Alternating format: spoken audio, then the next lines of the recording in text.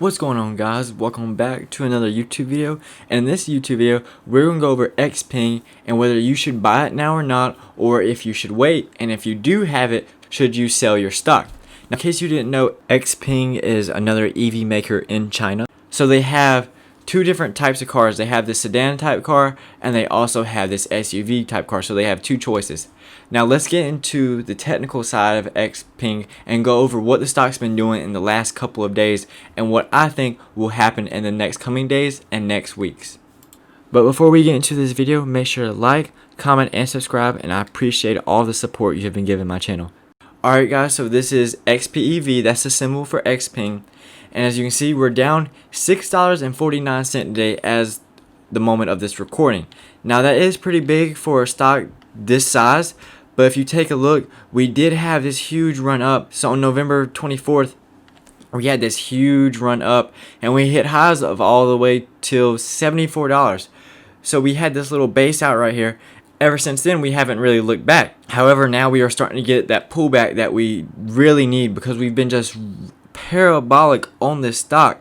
So let's take a look at the RSI and see how overextended we actually are. Now, since we sold off, we might not be as overbought as we were. Yeah, look guys.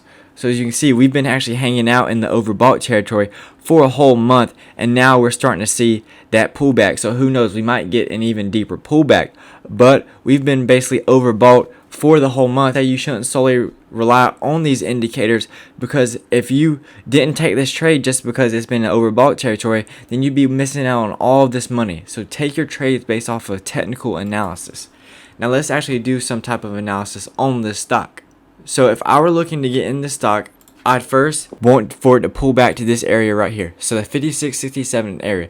Now that is another $8, $9 move, but that is a perfect pullback where I would feel safe that if it pulled back, then this is the area I feel like it would go to. However, if it doesn't go to that area and we just blow right through that support, then I'd be looking at this area right here, the $48 range. So I'd be looking to get in XPENG somewhere along this range right here, between the $56 range and that $48 range. That's where I'd be looking at too.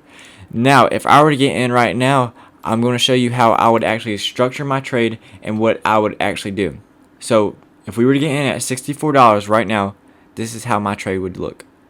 I'd keep my stop losses really tight, and I would stop out at 62.35, just because, mainly because we have a very short week this week, where Thanksgiving is on Thursday, so market is closed, and also Friday market closes at 1 p.m.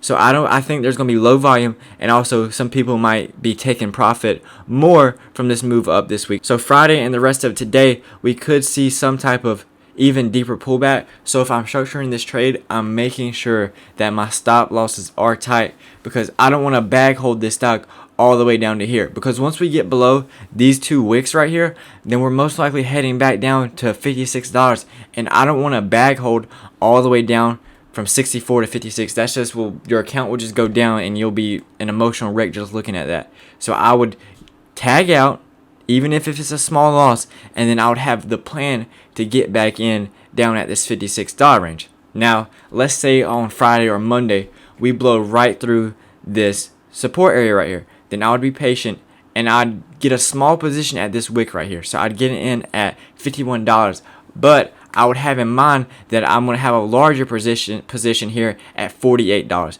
This is where I would personally load up, but like I said, who knows, we might not even get down to that price range, just because these EV stocks have been hot lately and they've just been on this massive climb. Similar to Tesla. Look how much Tesla has pushed up in the last several weeks. It's just been on a tear. So these EV stocks are really in popular demand right now. So sometimes that pullback never happens. So if I were to get in right now, I'd tag out very small. I'd have a very small stop loss just in case it does pull back. I'd be curious and I'd be watchful of this area right here. And if we blow through that, then I'd honestly wait to the $48 range. Now that's how I'd structure my trade. But let's take a look at the expected move. Now I've explained the expected move in earlier videos, but if you don't know what the expected move is, that's just basically a parameter that market makers give that the stock could go to or stay within. So December 4th, they're implying $11 move.